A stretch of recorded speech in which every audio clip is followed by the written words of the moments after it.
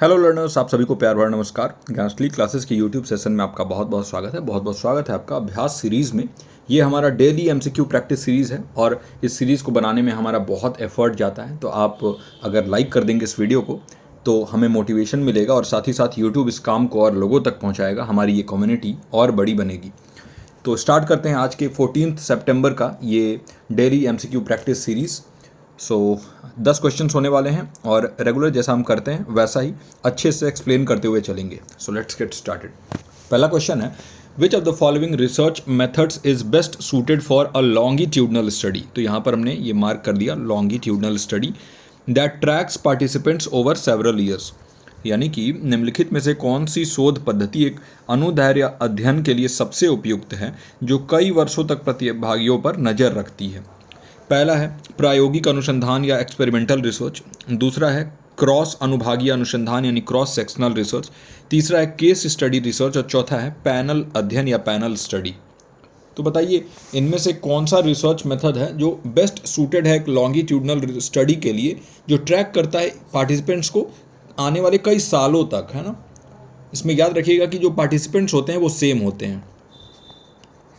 तो अगर वो पार्टिसिपेंट सेम है आपके रिसर्च में और उनको हम कई सालों तक ट्रैक कर रहे हैं, हम देखना चाहते हैं कि पहले क्या था और क्या क्या बदलाव हो रहे हैं ओवर द टाइम, तो क्या कहते हैं इसको, कुछ नया सीखने को मिलेगा। देखिए इसको हम कहते हैं पैनल स्टडी, है ना। पैनल स्टडी क्या है?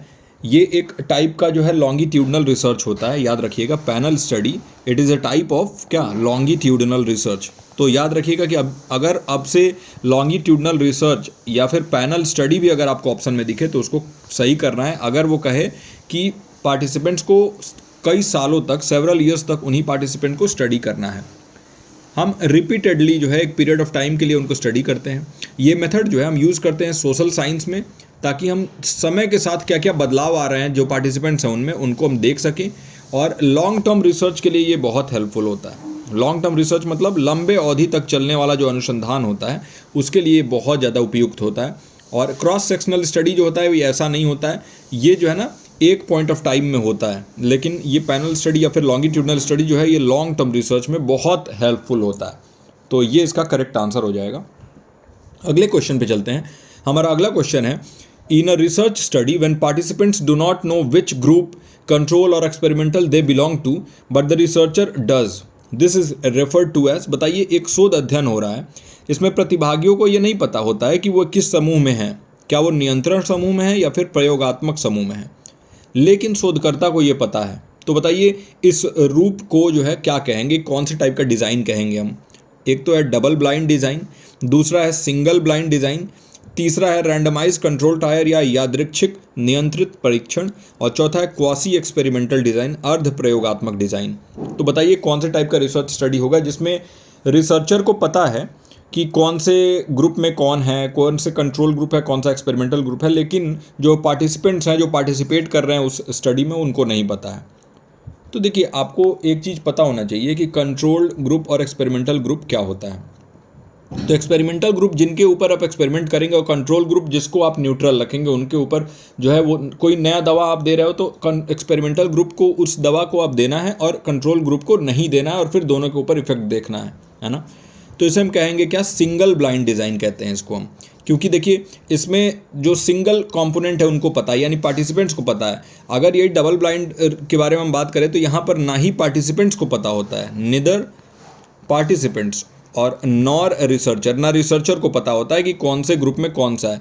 तो इससे जो है ना डबल ब्लाइंड टेस्ट और ज़्यादा अच्छा हो जाता है, उपयुक्त हो जाता है। अगर हम बात करें बायसनेस की, किसी भी तरीके की बायसनेस जो है वो डबल ब्लाइंड डिज़ाइन में नहीं आती है, और सिंगल ब्लाइंड डिज़ाइन भी अच्छा है। तो कह सकते हैं कि when the participants are unaware of whether they are part of the control और experimental group but the researcher knows, तो ये कहेंगे हम सिंगल ब्लाइंड डिज़ाइन। और वही डबल ब्लाइंड डिज़ाइन में neither the participants nor the researcher knows the group allocations. Okay, so bias जो है ना वो दोनों साइड से कम हो जाता है अगर हम बात करें डबल ब्लाइंड डिज़ाइन के बारे में। इस पर्टिकुलर क्वेश्चन के लिए single blind design is the correct answer. अब अगले क्वेश्चन पे चलते हैं। विच कमिटी और commission recommend the establishment of university grants commission in India. बताना है किस समिति या आयोग ने भारत में विश्वविद्यालय अनुदान आयोग की स्थापना की सिफारिश की थी। बहुत ही सिंपल क्वेश्चन है और बार बार पूछे जाने वाला क्वेश्चन है ये। ओके, पहला है आपके पास कोठारी कमीशन या कोठारी आयोग, दूसरा है राधा कृष्णन कमीशन या राधा कृष्णन आयोग, तीसरा है मुदलियर आयोग या मुदलियर कमीशन, और चौथा है हंटर आयोग या हंटर कमीशन। तो बताइए कौन सा इसमें से करेक्ट आंसर होगा, कोठारी कमीशन होगा या राधा कृष्णन होगा या मुदलियर या फिर हंटर कमीशन। कौन से कमिटी ने या कमीशन ने रिकमेंड किया था यूनिवर्सिटी ग्रांट्स कमीशन या यूजीसी के एस्टेब्लिशमेंट के लिए बात किया था। हायर एजुकेशन का आपका क्वेश्चन है ये। और देखिए याद रखिएगा, राधा कृष्णन कमीशन इसका करेक्ट आंसर हो जाएगा। फैक्ट है और इसलिए ज़्यादा इस पर हम टाइम वेस्ट नहीं करेंगे। बता दे रहा हूँ आपको, राधा कृष्णन कमीशन जो है ये 1948-49 में आया था। इसको हेड किया था डॉक्टर सर्वपल्ली राधाकृष्णन जी ने, और इन्होंने ही रिकमेंड किया था यूजीसी के एस्टेब्लिशमेंट के लिए इंडिया में, ताकि कोऑर्डिनेट किया जा सके और मेंटेन किया जा सके जो स्टैंडर्ड है हायर एजुकेशन में, है ना। हायर एजुकेशन के लिए स्टैंडर्ड मेंटेन करने के लिए और कोऑर्डिनेशन के लिए जो है इसको इस्टेब्लिश किया गया था, ताकि हायर एजुकेशन की क्वालिटी जो स्वतंत्रता है उसके बाद बेहतर बनाई जा सके। तो Radha Krishnan commission is the correct answer for this. Now अगले क्वेश्चन पे चलते हैं। कह रहा है कि which one of the following is not a function of national board of accreditation. अच्छा क्वेश्चन है, इंपॉर्टेंट क्वेश्चन है। बताइए निम्नलिखित में से कौन सा राष्ट्रीय प्रत्यायन बोर्ड एनबीए का कार्य नहीं है। नहीं है कह रहा है, नॉट कह रहा है। तो नॉट कहते ही आपके कान खड़े हो जाने चाहिए, मैंने बार बार बोला है ना। तो देखिए पहला है to accredit academic programmes in higher education institutions, यानी उच्च शिक्षा संस्थानों में शैक्षणिक कार्यक्रमों को मान्यता देना। दूसरा है to lay down norms for teacher recruitment, यानी शिक्षक भर्ती के लिए मानदंड निर्धारित करना। तीसरा है to promote quality and excellence in technical education, यानी तकनीकी शिक्षा में गुणवत्ता एवं उत्कृष्टता को बढ़ावा देना। और चौथा है to evaluate and review academic institutions for quality assurance, यानी गुणवत्ता आश्वासन के लिए शैक्षणिक संस्थानों का मूल्यांकन और समीक्षा करना। तो बताइए कौन सा जो है इसमें से फंक्शन नहीं है, एनबीए या फिर नेशनल बोर्ड ऑफ एक्रेडिटेशन का। तो नहीं है पूछ रहा है। देखिए नेशनल बोर्ड ऑफ एक्रेडिटेशन जो है ना, ये फोकस करता है किस चीज़ पे, एक्रेडिट करने में। एक्रेडिट करने में क्या, एक्रेडिट करने में तो देखिए अगर टेक्निकल और प्रोफेशनल कोर्सेज के बारे में हम बात कर रहे हैं, एकेडमिक प्रोग्राम्स के बारे में हम बात कर रहे हैं जो टेक्निकल हो या प्रोफेशनल हो, और क्वालिटी एजुकेशन को प्रमोट करने के बारे में बात कर रहे हैं, तो इसमें जो है एनबीए इंटरेस्टेड रहता है। लेकिन ये टीचर रिक्रूटमेंट के नॉर्म्स से इसका कोई लेना देना नहीं होता है। और जो रिस्पॉन्सिबिलिटी होती है ना टीचर रिक्रूटमेंट वाला, तो वो क्या करता है, यूजीसी या फिर एआईसीटीई रेगुलेटरी बॉडीज़ हैं उनके अंडर में आ जाते हैं। तो जो इसका करेक्ट आंसर हो जाएगा वो हो जाएगा to lay down norms for teacher recruitment. Teacher recruitment के लिए ये बात नहीं करता है, बल्कि जैसे एनसीटीई हो गया है ना, national council for teacher education, तो वो बात करेंगे। और फिर जो है ये इसके जो है ये तीन हैं, पहला है एक्रेडिट एकेडमिक प्रोग्राम्स, दूसरा है promote quality and excellence technical education में, और इवेल्युएट और रिव्यू करना एकेडमिक इंस्टीट्यूशन को क्वालिटी एश्योरेंस के लिए। तो इसका करेक्ट आंसर हो जाएगा शिक्षक भर्ती के लिए मानदंड निर्धारित करना, इसका फंक्शन नहीं है क्योंकि नहीं पूछा हुआ है। अगला क्वेश्चन है which constitutional amendment introduced education in the concurrent list making both the centre and state responsible for education in India. बहुत इंपॉर्टेंट क्वेश्चन है, मार्क कर लीजिएगा। अगेन इस टाइप के क्वेश्चंस पूछे जा सकते हैं आपके एग्जामिनेशन में। और फिर से मैं कहता हूँ अगर आपको हमारा ये एफर्ट अच्छा लग रहा है तो आप नीचे कमेंट करके ज़रूर बताइए। बहुत मेहनत जाता है इस टाइप के वीडियोस को बनाने में और डेली आप लोग के लिए लाने में। आपका एक कमेंट हमें मोटिवेट करता है और भी ऐसे वीडियोस बनाने के लिए, और साथ ही साथ लाइक ज़रूर कर दिया करिए इस वीडियो को। तो किस संवैधानिक संशोधन ने शिक्षा को समवर्ती सूची में शामिल किया है, कॉन्करेंट लिस्ट में शामिल किया है शिक्षा को, जिससे भारत में शिक्षा के लिए केंद्र और राज्य दोनों जिम्मेदार हो गए। पहले केंद्र और राज्य दोनों जिम्मेदार नहीं होते थे, लेकिन कॉन्करेंट लिस्ट में आते ही ये दोनों जिम्मेदार हो गए। बताइए कौन सा अमेंडमेंट में ये हुआ था, कौन से संशोधन में ये हुआ था। पहला है 42वां संशोधन 42nd अमेंडमेंट, दूसरा है 44वां संशोधन यानी 44th अमेंडमेंट, तीसरा है 52वां संशोधन यानी 52nd अमेंडमेंट, और चौथा है 73वां संशोधन यानी 73rd अमेंडमेंट। बताइए इनमें से कौन सा अमेंडमेंट था जिसमें ये शिक्षा यानी एजुकेशन आपके कॉन्करेंट लिस्ट में आ गया था। तो 42nd अमेंडमेंट ही वो अमेंडमेंट था इंडियन कॉन्स्टिट्यूशन में जो कि 1976 में पास किया गया था, 1976 में। और इसमें ही जो शिक्षा है उसको स्टेट लिस्ट से निकाल के कॉन्करेंट लिस्ट में रख दिया गया, यानी पहले ये स्टेट लिस्ट में था, याद रखिएगा, और इसको स्टेट लिस्ट से निकाल के कॉन्करेंट लिस्ट में ला दिया गया था शिक्षा को 42वें संशोधन में, ओके, 42nd अमेंडमेंट में। तो 42वां संशोधन इसका करेक्ट आंसर हो जाएगा। अब ये एक शेयर्ड या साझा जो है जिम्मेदारी या रिस्पॉन्सिबिलिटी है both central and state governments, यानी जो केंद्र सरकार और राज्य सरकार दोनों की ही ये साझा जिम्मेदारी है अब कि शिक्षा की गुणवत्ता कैसे बेहतर करें, कैसे जो है आप शिक्षा की पहुंच को बेहतर बनाएं। अगला क्वेश्चन है, और ये भी एक इंपॉर्टेंट क्वेश्चन है, आज बहुत अच्छे और इंपॉर्टेंट क्वेश्चन इसमें शामिल किए गए हैं।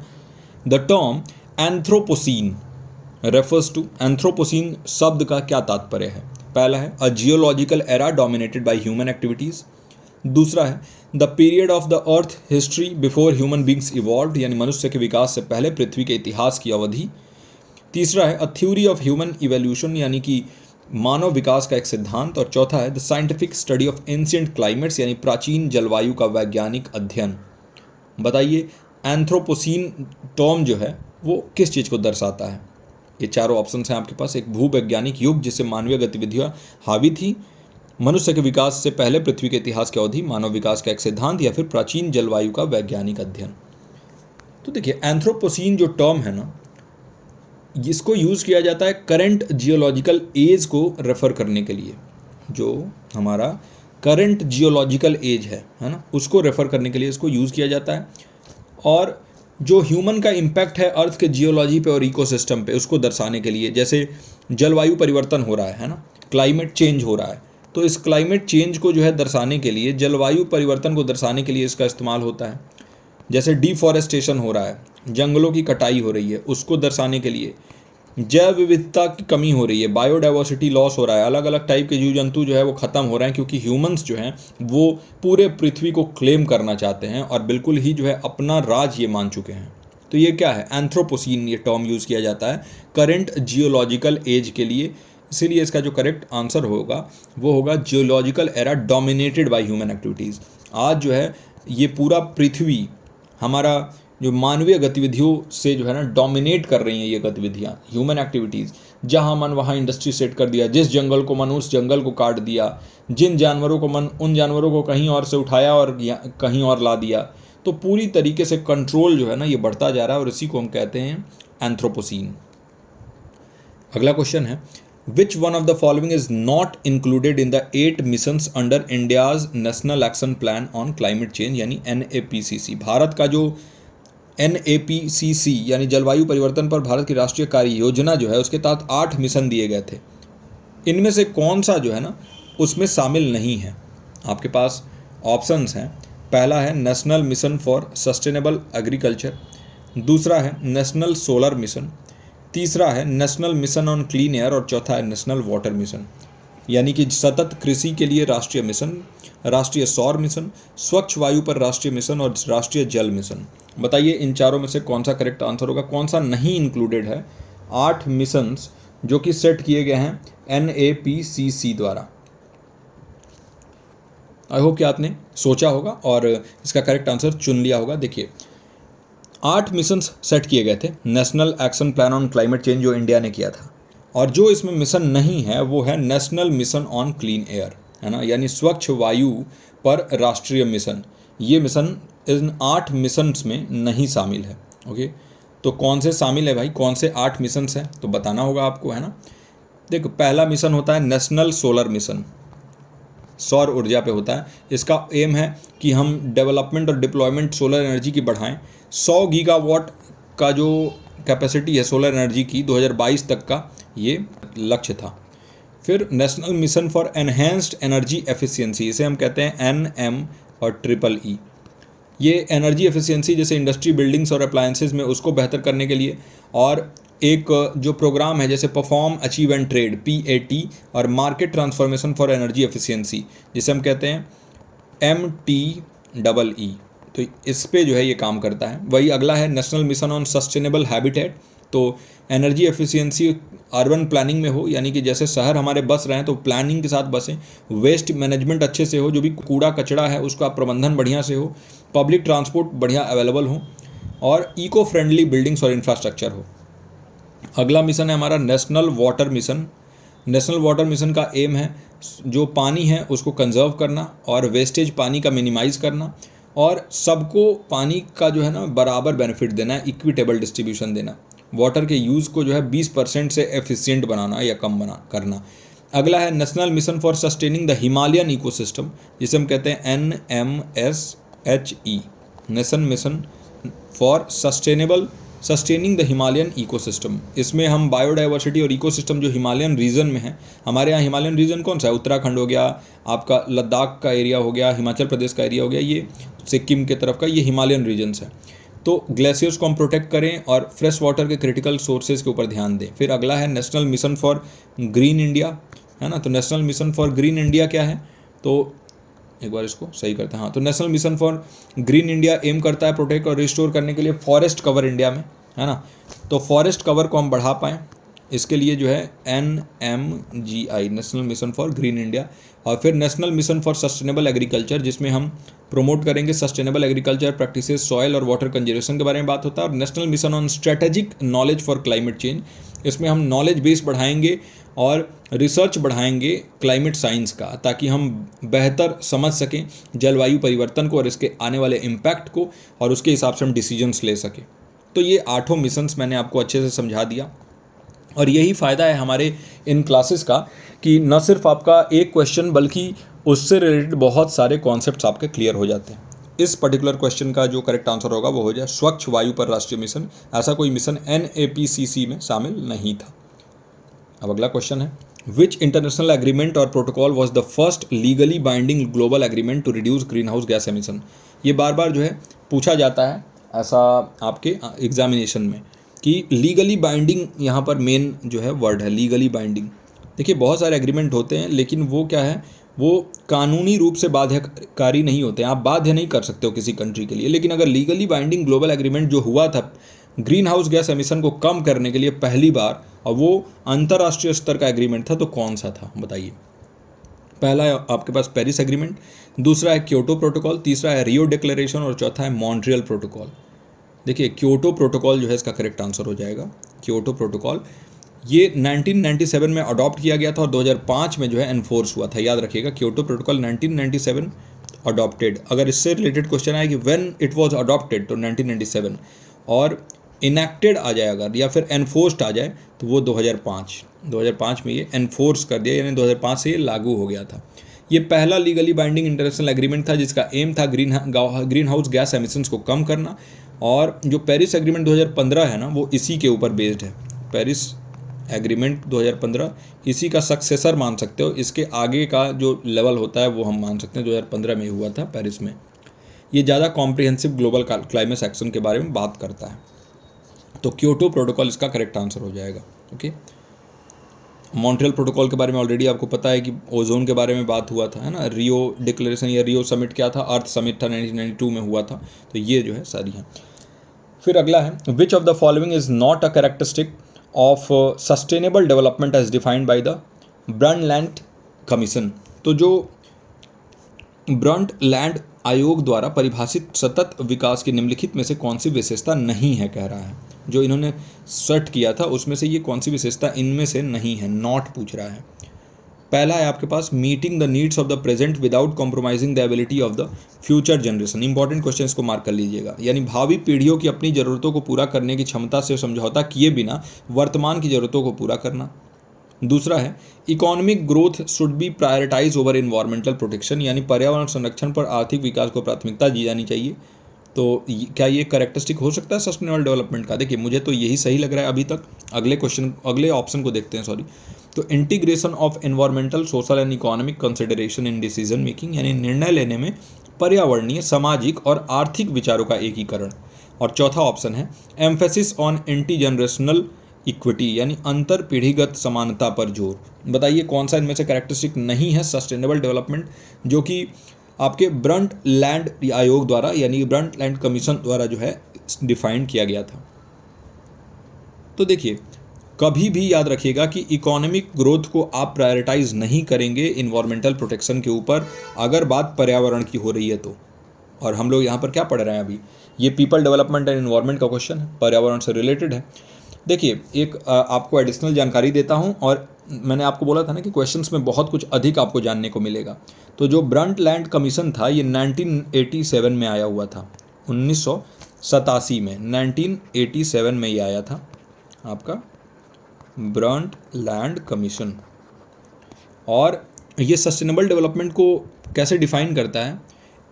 It defines sustainable development as development that meets the needs of present without compromising the ability of the future generation to meet their own needs. आप फ्यूचर जनरेशन, आने वाले जो पीढ़ी है, उनके जो ज़रूरतें हैं उससे भी कॉम्प्रोमाइज़ मत करो और अपने आज की ज़रूरतों को भी पूरा कर लो। ये नहीं है कि एक्सप्लॉइटेशन करो, ओवर एक्सप्लॉइटेशन जो है वो डेंजरस होता है।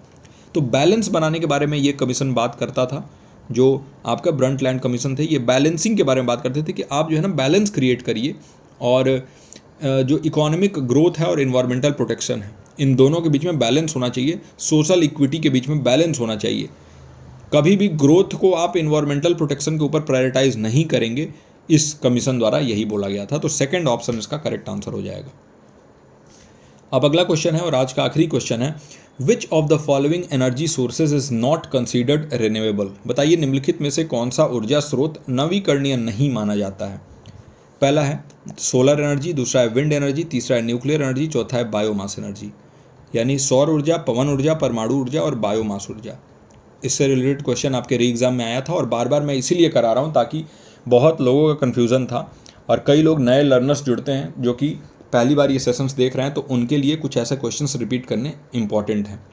तो याद रखिएगा हमेशा, जबकि सुनने में लगता हो कि न्यूक्लियर एनर्जी जो है ये एक रिन्यूएबल एनर्जी है, लेकिन ये ऐसा नहीं होता है। न्यूक्लियर एनर्जी यानी परमाणु ऊर्जा जो है ये आपका एक रिन्यूएबल एनर्जी नहीं है। सौर ऊर्जा बिल्कुल है, पवन ऊर्जा बिल्कुल है। बहुत लोगों को बायोमास एनर्जी में डाउट आता है, क्योंकि देखिए बायोमास होता क्या है, जो भी वेस्ट है आपके प्लांट्स का और ये, उसको आप ईंधन के तौर पे, फ्यूल के तौर पे यूज़ करते हो। और देखिए जंगलों में वेस्ट तो गिरता ही रहता है, पेड़ों से पत्ते गिरते रहते हैं, टहनियाँ गिरती रहती हैं, तो वो क्या है, बायोमास है।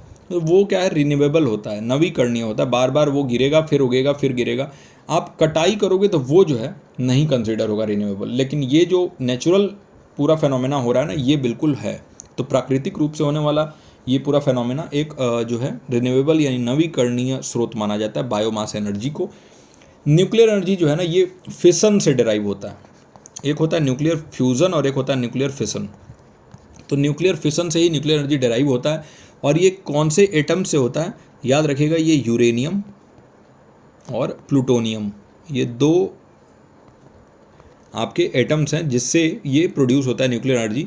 और ये जो है ना, ये दोनों, ये बहुत फाइनाइट मात्रा में अवेलेबल हैं, ज़्यादा अवेलेबल नहीं है ये, ठीक है।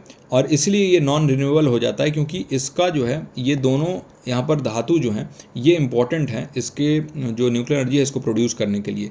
और वही सोलर, विंड और बायोमास एनर्जी रिन्यूएबल हैं, क्योंकि ये नेचुरल प्रोसेस पर रिलाई करते हैं और कंटिन्यूसली जो है रिप्लेनिश होते रहते हैं। अगर ख़त्म हुए तो फिर दोबारा जो है आ जाएंगे। सोलर एनर्जी और विंड एनर्जी तो खैर ख़त्म होता ही नहीं है, तो इसलिए इसका करेक्ट आंसर हो जाएगा न्यूक्लियर एनर्जी।